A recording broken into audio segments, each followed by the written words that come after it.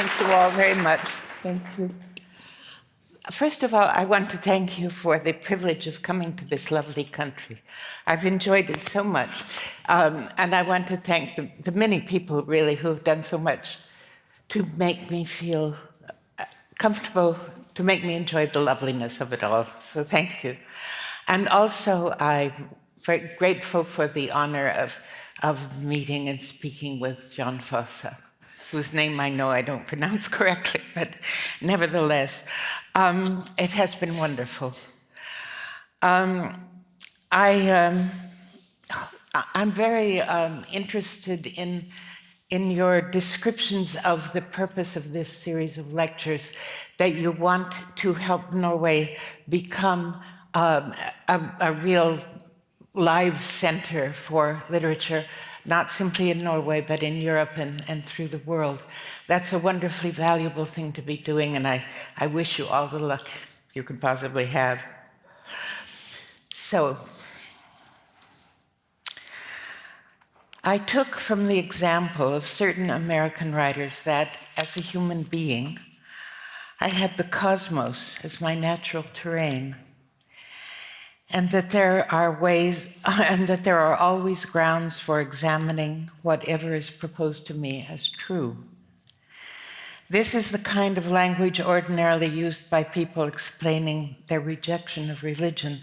In my case, I am describing my adherence to religion.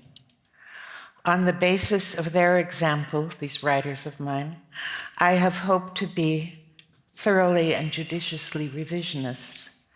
I have tried to be faithful to the vision they gave me, which was a shield against ideas I feel fortunate to have rejected. In these disturbing times, I'm looking to these writers again.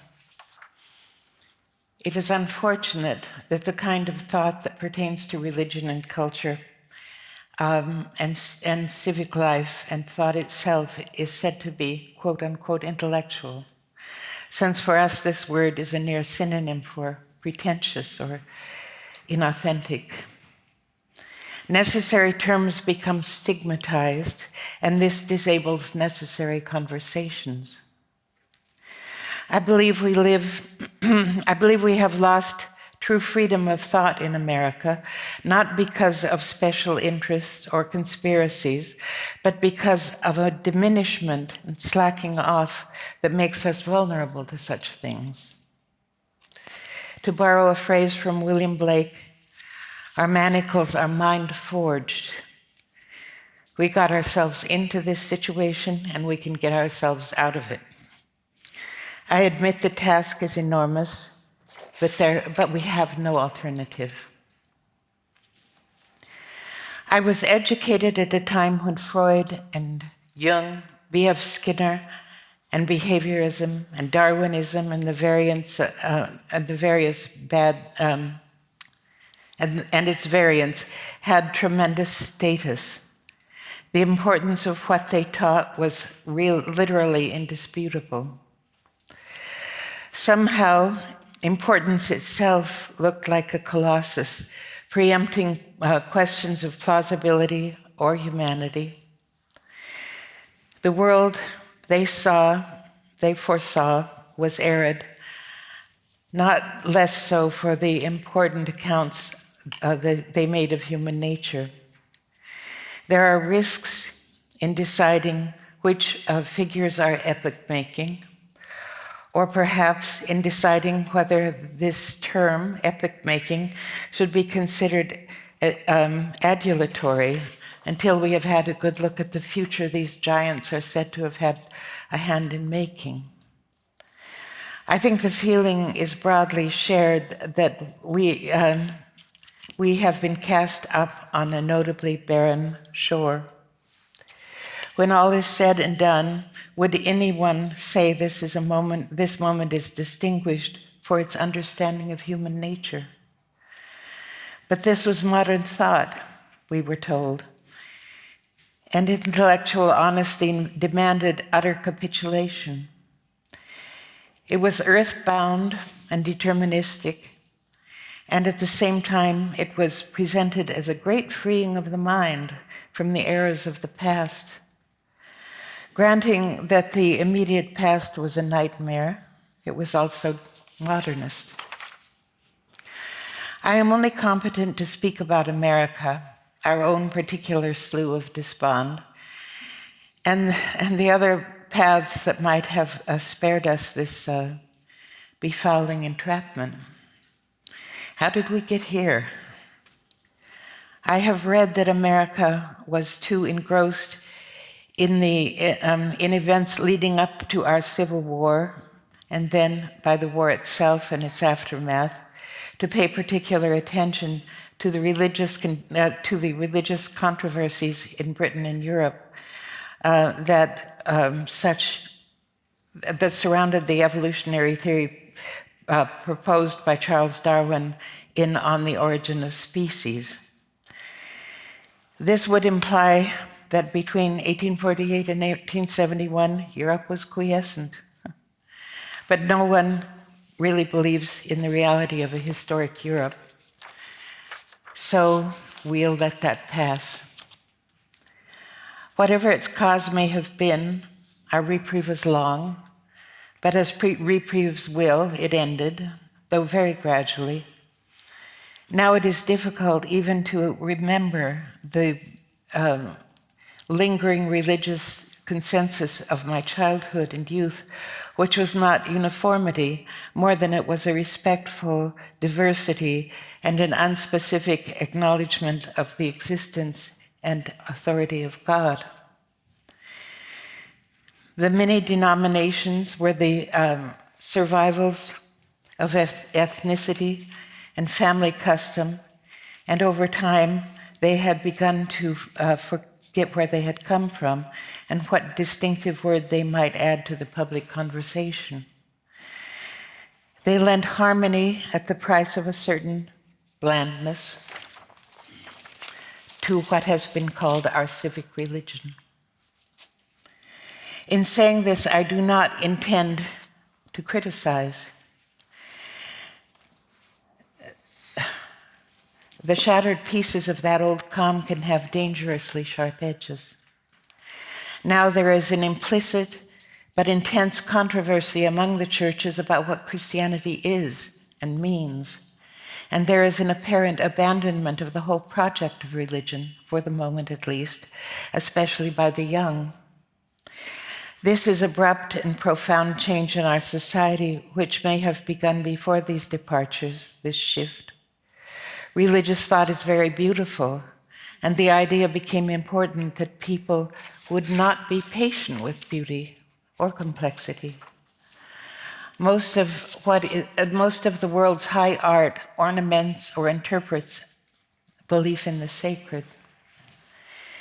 But religious thought is also intellectual, so the churches have offered something else, not always, but too often, self-help, which has had very equivocal value for the health of society or of the church. For Americans, to say that something happened 100 years ago is to place it in the deep past. Yet our past does persist, and it recurs, remote enough in time to amount to atavism, and recent enough to insinuate itself into ongoing debate. The Scopes trial that took place in Tennessee in 1925, a famous, truly epical contest between crude science and fundamentalist religion, from which both sides emerged lamed and embittered. The combat has been re-engaged at intervals since, recurring like a grudge match, never with any better result. The choices on offer seem to embrace obscurantist sectarianism, or to accept an estrangement between science and faith on the grounds that faith is identical with obscurantism, while science is synonymous with enlightenment. This opposition amounts to a grievous narrowing of thought and impoverishment. While the name Christian has been seized upon by a large faction who can be galvanized by unchristian rage and resentment, Science has retreated to the laboratory and the boardroom, offering no apologia for its impact on society, only the stark likelihood that our future may be inhuman in the strictest sense and possibly quite brief. It is disheartening to think that our great experiment should have come to this. It is disheartening that the great questions that have surrounded religion for thousands of years should have taken such a declined form. I've spent some years now trying to situate an undiminished love and loyalty and gratitude to my country on the alien terrain of contemporary American politics and culture. It is not simply the memory of better times which makes what I see now so unconscionable. Its character speaks for itself, notably in its abandoning Earth's hungry. I don't know when ancestors of mine emigrated to the New World, or whence, or why, but in doing so they gave me an identity I have always found deeply sustaining. Now it is as if the ground has been taken from under my feet. My particular interest is in Western Christianity, the faith I claim for myself with what right God knows, as an avenue to truth in the fullest sense of that word. I specify Western Christianity in order to acknowledge my extreme limitations. Other faiths and traditions are replete with truth that is largely inaccessible to me and to people acculturated as I have been. This is part of a great richness of human life. And in any case, the tradition I do have some access to is an inexpressible, inexhaustible plenitude. But America needs a much broader basis for consensus than any tradition of our multitudinous history might propose to us. The sanctity of human life would be a promising meeting place, although even this doctrine has had notorious dissenters in the past and may have more in the present, especially as technology looks forward to undercutting the economic value of those who live by their work. This trend is all the more reason to lay the strongest possible emphasis, strongest possible foundation for humanism in order to close off the worst potential uses of artificial intelligence and whatever comes after it. The writers I named earlier, the 19th century Americans, have been at the center of my work and thought since I first read them. Their books seemed, as I became aware of them, to be a beautiful conversation among great souls. Poe, Emerson, Thoreau, Melville, Whitman, Dickinson. Many wonderful writers surrounded them and have followed them, certainly, but 2 or 3 remarkable decades gave us a core literature. The centering density of weight around which a culture coheres. Of course, Poe was considered decadent, a drunkard. Melville's publisher went out of business, plunging his masterpiece into obscurity. Whitman was controversial on moral grounds.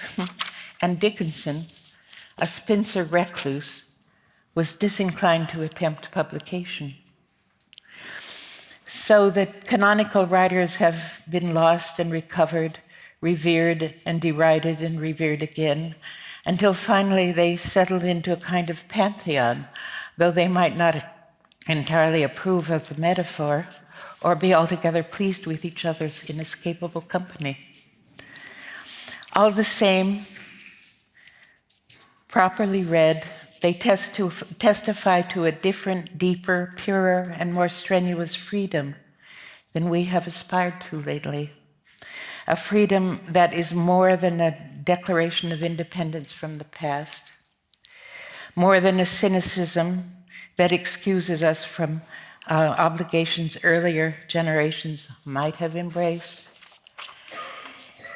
It is a full and strenuous acceptance of the human situation in all its strangeness, notably in the brilliance of our perception and our comprehension. There is an ontological bent in earlier American thought that was not constrained by faith, as even or especially the fearful have assumed it must be. It was instead radically liberated by it. To support my reading of these writers, I will engage in a couple of paragraphs of historical revision. American Puritanism was an offshoot of the revolutions in England and Europe. Their involvement in those passionate contentions found expression in their own religious and civic culture. There was a vigorous commerce in books and ideas across the Atlantic. Our Puritans were very much aware of Isaac Newton, who was born at the start of the English Revolution, and as it ended, went to Cambridge, a great center of English Puritanism that had educated a number of the first American settlers. Newton also held views he might have been imprisoned for. He refused ordination in the Church of England. These things put him with them in the ranks of the so-called nonconformists.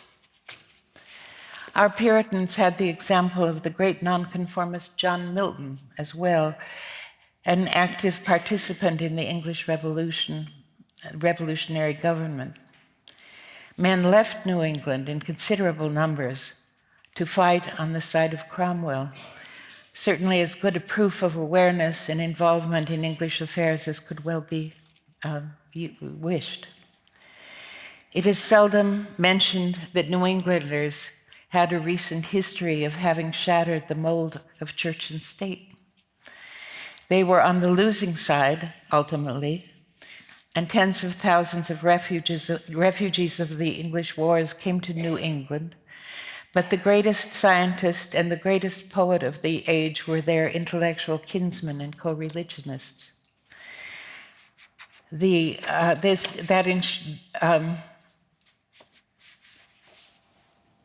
erasures that can be accomplished by the suppression of context deserve a history of their own. Who has ever thought on a grander scale than Milton and Newton? I will answer my own rhetorical question by suggesting that Melville and Poe would bear comparison as well as any. Yet Puritanism has been associated with intellectual narrowness and rigidity, and the same curse has now befallen religion more generally. So in calling attention to their context, I wish to dispel the notion that they began from a cultural zero, at best Blackstone in the Bible, or that they emerged through imitation, then became emulation until it finally attained to a certain originality.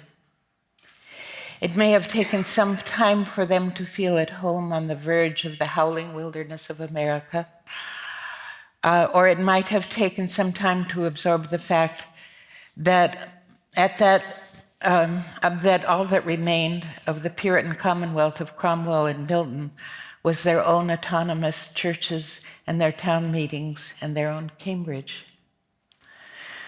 Or it might have taken a while for them to absorb the meaning of Isaac Newton's great proof that nonconformist thought could transform and expand human understanding. In college, I became aware of a writer whose work they might all have known, and who in any case express a worldview that would have been familiar to them. Jonathan Edwards lived in Connecticut and Massachusetts in the 18th century and died before the American Revolution. He is still said to be the greatest philosopher ever born in America. Unfortunately, he is known now mainly for a sermon titled "Sinners in the Hands of an Angry God," a terrifying account of the judgment that awaits the unconverted.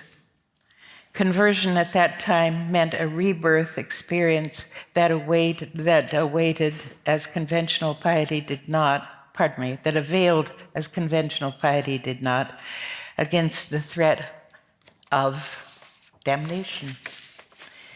It was the obligation of ministers then to save their flock from this endless horror, so we may take this hair-raising sermon as kindly meant. I pass over it because Edwards was a theologian or metaphysician of a very high order who exploited the thorniest questions posed by religious tradition, freedom of the will and the doctrine of original sin, for example, to enter into beautiful conceptualizations of being itself. The writers in my canon follow this path. I can't say whether they found their way prepared for them by Edwards or were carried along by the energies of the culture they emerged from, or both. But in any case, in taking up the psalmist's ancient question, what is man? He and they began with a profound intuition that the answer must be very unlike anything anthropology would tell us. Anthropology, the word and the study, go back to the Renaissance at least.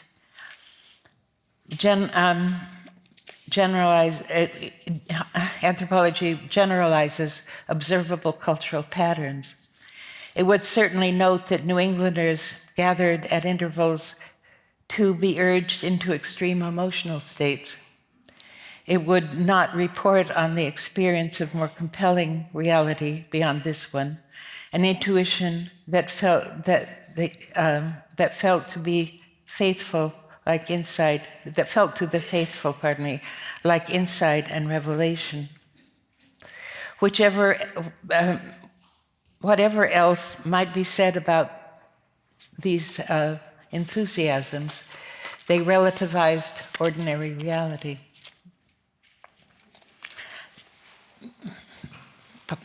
Take a minute here.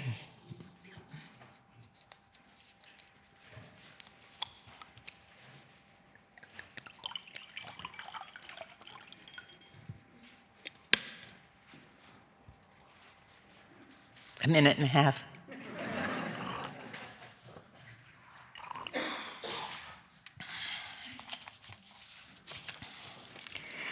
This revivalist version of religion is not Calvinism, though Calvin, 1509 to 1564, is blamed for it. He says very little about perdition, which he describes as alienation from God. He says we know nothing about reprobation and must assume that scriptural language about it is metaphorical. To induce a state of salvation in oneself would amount to justification by works, which is directly opposed to the belief in predestination, for which Calvin is also blamed, on better grounds, though he is at fault for the use,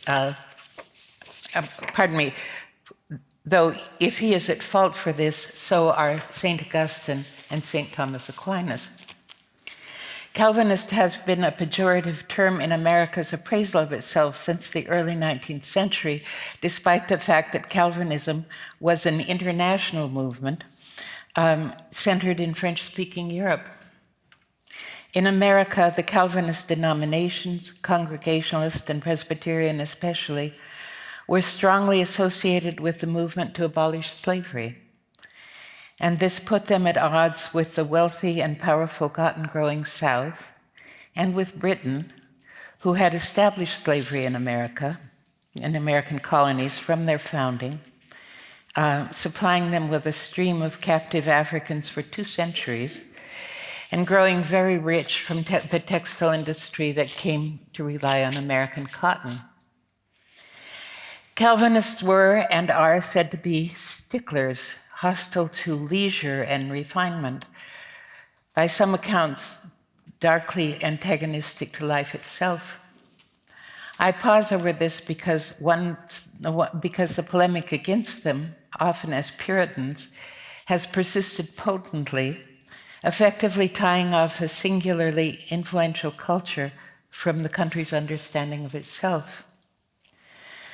Lately, the venerable New England colleges, the so-called Ivy League, have been badgered, threatened, and perhaps diminished, largely for the power of their reputation. The demographics of the region and its institutions are entirely transformed.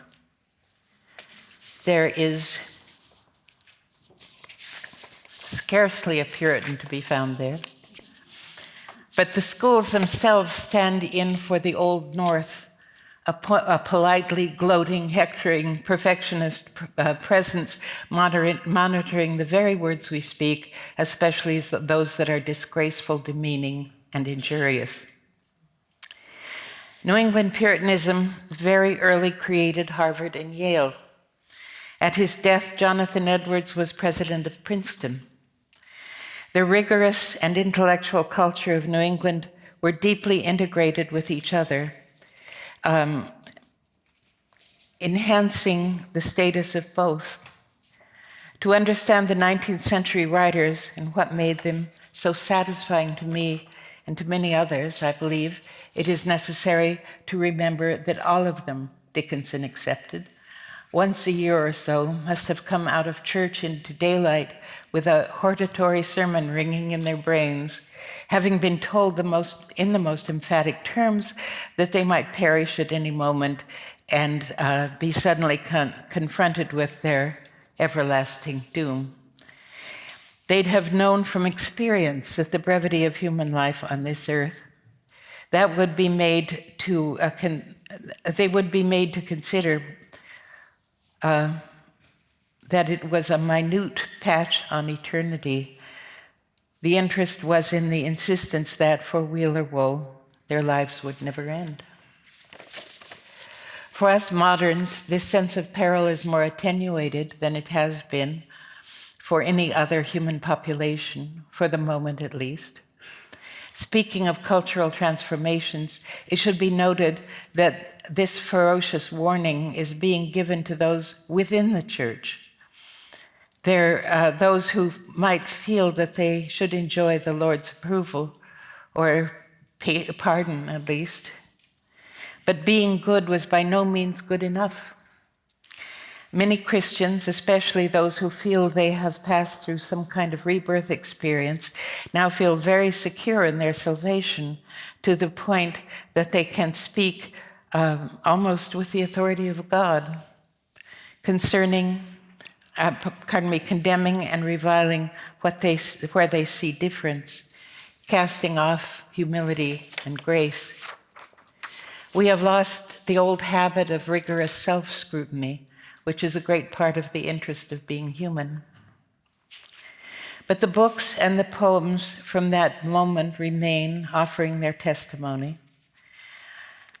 This placing of consciousness on an ontological knife's edge would certainly have had a powerful effect on thought and perception. Poe might have read Edwards out of his intense interest in an emerging American literary culture, and for that matter, out of a fascination with the blackness of darkness. In any discussion of American literature, Poe has the rights of primogeniture. He is boldly original. This is generally noted in discussions of his impact on later writers, passing over the more remarkable fact that he could be so very original. Every writer has to deal with the encroachment of derivative elements in her work. Poe insists that the identity he declares for himself, that of poet, frees and enables him for every kind of thought. Emerson works on the same assumption. Melville regaled himself in the vast latitudes he claimed for his strangely transfigured genre. This giantism was available to them, and Poe as well, because they had at hand a conception of being that flooded experience with indeterminacy. Old definitions, even of the possible, could be put aside. Edwards argues that being itself has essential properties of light. That is, the being we experience has no actual persistence or subsistence. Instead, like light, it renews itself, is renewed continuously. There is no present moment, no lingering at all, only unvarying change that sustains, in fact, constitutes experience. The reality we can yearn for, weary of, drive a nail into, is more perfectly transient than Heraclitus ever imagined, as are we. And how is thought or fantasy any less real? All that we see or seem is but a dream within a dream, says Poe. Our brains change continuously, and yet our minds abide, protagonist, antagonist, and chorus, accuser and accused, yesterday and tomorrow. Perhaps guilt, dread, and terror, emotions no one would choose to inflict on himself, anchor Poe's poems and tales because they are met with resistance, with evasion or denial, displacements that reveal shape and weight. Being is indeed evanescent. Edward can interpret this insight in theological terms. God, as the creator of being, is free and active, sustaining what he will, changing what he will, allowing us the illusion of solid, predictable world, one which we can understand and act on autonomously. For Edwards, this might be the solution of many difficulties. The questions he addresses are how and why God should implicate us all in the sin of one man, Adam. Disappointing. Instead of making God free, he makes him arbitrary. There are answers Edwards offers implicitly to questions I have never seen a physicist attempt to answer. What the origin or source of this continuously renewed being? And how does it create the illusion of at least relative solidity or permanence? Just at a scale that we can perceive it, not as the buzz of atoms that it is. Sticky paper. I don't know why this should happen.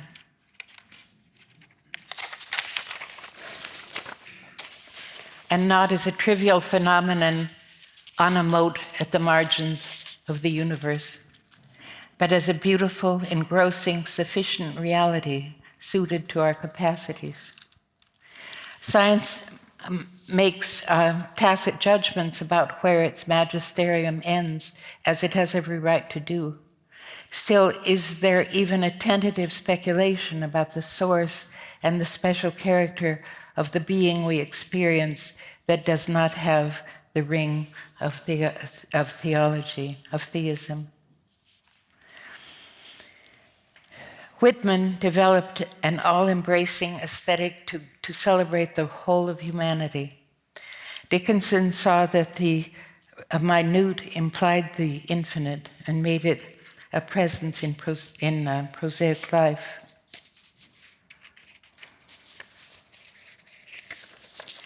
Then there is Poe, who wrote Eureka, a poem, he said, which gave an account of the emergence of the universe, the first attempt of its kind. In his prologue, he makes mocking reference to all the great and mighty, Aristotle to Kant and Mill. This fails as humor, but it does suggest that Poe was broadly aware of such figures and of what might be called the state of the question if he had fully shared his subject with anyone else. In 1841, he presents his theory, originally read to an appreciative audience in Richmond, Virginia. It describes the nature of the universe on the basis of its initial diffusive instant.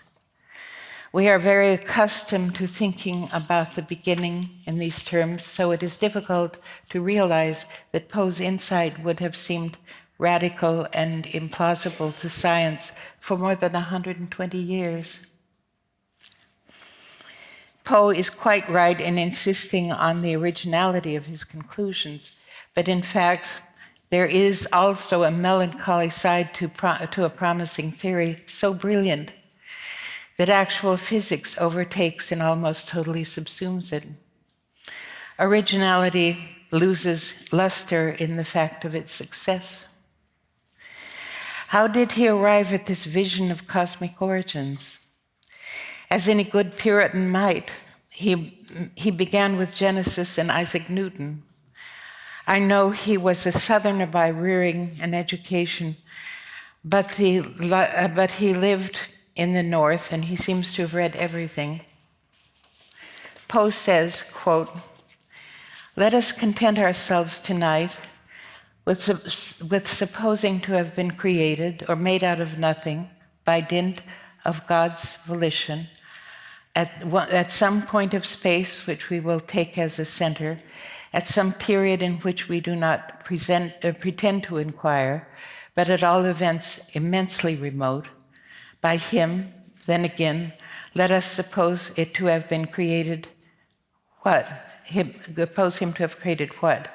This is a vitally momentous epoch in our considerations.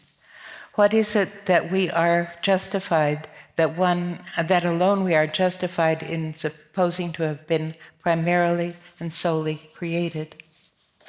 Here he says only intuition can assist him. Quote, "Intuition is but the conviction arising from those inductions or deductions of which the processes are so shadowy and to escape our consciousness, elude our reason or defy our capacity of expression." End of quote. Here, quoting again, "Reason flies at once to imparticularity, to a particle, to one particle, a particle of one kind, of one character, of one nature, of one size, of one form, a particle, therefore, without form and void." There is very much more of interest in this prose poem. Poe, being Poe, felt that the universe had expanded and was then contracting, collapsing. But it would return to the state of its beginning, and there would be a new Genesis. In all this, creation, mankind included, is Jehovah. The demonstrations of the brilliance of one human mind producing stunning insights ex nihilo are proof of our identity with truth itself. Poe's utter confidence in his thinking had reached such heights, that his confidence had reached such heights is more remarkable because on important points he was right. His level of certainty seems as though it would be appropriate to a fanatic of some kind, and the poet had no antecedent scientific speculations to bolster his thesis. If the Big Bang could have been derived from Newton's theory of gravity, it could not have awaited the mid-20th century to be articulated and accepted. The single essential starting point for Poe are the opening verses of Genesis. Quoting, of course, "In the beginning God created the heavens and the earth was without form and void, and darkness was upon the face of the deep. And the Spirit of God moved upon the face of the waters, and God said, 'Let there be light,' and there was light." Again, these ancient words had been accessible to the kind of interpretation that gave them, they were accessible to the kind of interpretation he gave them for thousands of years. And though the belief in creation out of nothing was orthodox, no attempt at a theory of cosmic origins had proceeded from it. He treats his vision of the moment of creation, altogether unique to Scripture, as unquestioned, beyond question, as true as everything he has derived from it. Poe says, "Let not the merely seeming irreverence of the idea frighten our souls from that cool exercise of consciousness, from that deep tranquility of self-inspection, through which alone we can hope to attain the presence, of this most sublime of truths, and look it leisurely in the face." End of quote. This might sound like a departure from faith as we understand it into a kind of Nietzschean self-aggrandizement. Nietzsche was born in 1844, 3 years before Poe published Eureka. But the scriptural Genesis concludes with the culminating act of creation, that is, of man in his own image. Quote, "And God said, let us make man in our image, after our likeness, and let them have dominion over other living things. As God created man in his own image, in the image of God created he him, male and female created he them." The meaning of these verses has been disputed endlessly. Poe took them to mean that man, in effect, mirrors God in his role as creator and sustainer, therefore was gifted with the attributes that define his singular status. We tend to forget that the Reformation and the Renaissance were simultaneous in England. When Hamlet says, "What a piece of work is a man, how noble in reason, how infinite in faculty, in form, in moving, how express and admirable, in action, how like an angel, in apprehension, how like a god," he could be alluding to a passage in Calvin's Institutes. He could be alluding to the translation of Psalm 8 in the Geneva Bible of 1560, "Thou hast made him, man, a little lower than God," Elohim in the Hebrew. This is from the Puritan Bible, the one Shakespeare most often refers to. Both Calvin and Shakespeare could be reflecting the influence of Pico della Mirandola's famous oration on the dignity of man, or simply the hum of energy left in the cultural universe by thinking like his. Pico came early in a long and often suppressed tradition. His books were burned, so were Calvin's. But the biblical text does leave itself open to being read as an extraordinary exaltation of humankind, which has not received the imprimatur of history, but which is said to lie behind the humanist achievements of the Renaissance. To associate the senses of to associate this sense of great realization, brilliant perception, or achievement as the realization in one's own person of an attribute and gift of God has very often seemed irreverent and been heretical, and even heretical to those who have not had the experience. Given its history, the idea might indeed frighten our souls. Shakespeare died in 1616. The Pilgrims landed in 1620. In other words, since most of them were adults, it is meaningful to say they were his contemporaries. A vast 1,300-page history in martyrology, John Fox's Acts and Monuments of the Martyrs, was published in 1563. Over decades, larger editions followed. It is known to have been used as a source by Shakespeare. It is an amazing work, rich in detail and readable in a way the chronicles he is usually said to have depended on are not.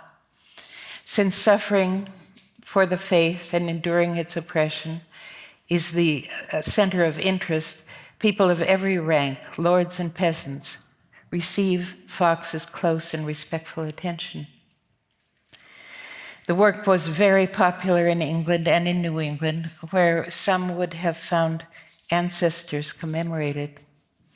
From 1640 to 1660, roughly, England was at war with itself.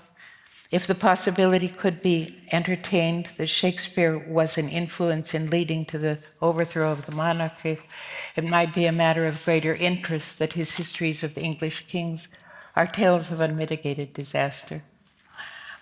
The decision to treat history as discontinuous has profound interpretive consequences.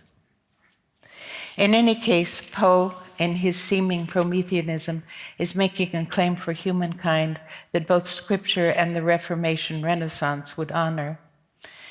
He takes the noetic ecstasy he has experienced in the course of arriving at his realization as a pleasure open to anyone. Imagine a shabby, solitary gentleman wandering through a dark night, a little drunk, and inwardly transported by the radiant sweep of the constellations. It might be forgivable to say that Poe hoped to induce a conversion in his readers to, quote, the deep tranquility of self-inspection, through which alone we can hope to attain the presence of the most sublime of truths. Here again, he might almost be paraphrasing the Institutes. Calvin says, the manifold agility of the soul, which enables us to take a survey of heaven and earth, to join the past and the present, to retain the memory of things heard long ago, to conceive whatever it chooses by the help of imagination. Its ingenuity and its invention of such admirable arts are certain proofs of the divinity in man. What shall we say but that the vestiges of immortality imposed on man are absolutely indelible? That's end of Calvin. It is not easy to imagine that Calvin would be pleased with the insouciance of looking the sacred truth leisurely in the face. But I have no reason to think his reaction would have been of interest to Poe. My point is that this exulting in the human self, ordinarily associated with the Renaissance, was central to Calvin and to Poe, and to both of whom had very painful lives, and even by early modern standards. Their language suggests that a human being can and should be at home, and at ease, native to creation and gifted with the means of knowing it deeply. Is this not true?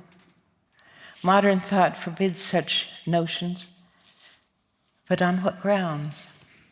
Humanism, that is joy in one's own being and reverence for others in the enjoyment of theirs, a kind of exalted equality, would be truer to what we are and friendlier to our objective survival than our collective survival, than the dreary traipse of anthropoids through the maze of existence, doing cost-benefit analysis in their wordless brains. What we lost when Western civilization cut its taproot, dismissing metaphysics and all its implications, might seem less debatable to us now than it would have seemed a few decades ago. We have lost humanism.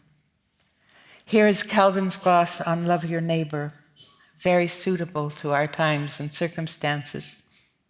Quote, I assert that the whole human race, without any exception, should be comprehended in the same affection of love, and that in this respect there is no difference between the barbarian and the Grecians, the worthy and the unworthy, the friend and the foe. For they have to be considered in God and not in themselves. And whenever we deviate from this view of the subject, it is no wonder we fall into grave errors. Wherefore, if we wish to adhere to the true law of love, our eyes must first chiefly be directed not to man, the prospect of whom would impress us with hatred as frequently as with love, but to God, who commands that our love to him be diffused among all mankind. So this is always a fundamental maxim with us, that whatever be a character of a man, yet we ought to love him because we love God. Calvin lived in a time of extreme hatred and violence with all their temptations. We would do well to listen to him and to remember that God has put his own image in our care. Thank you.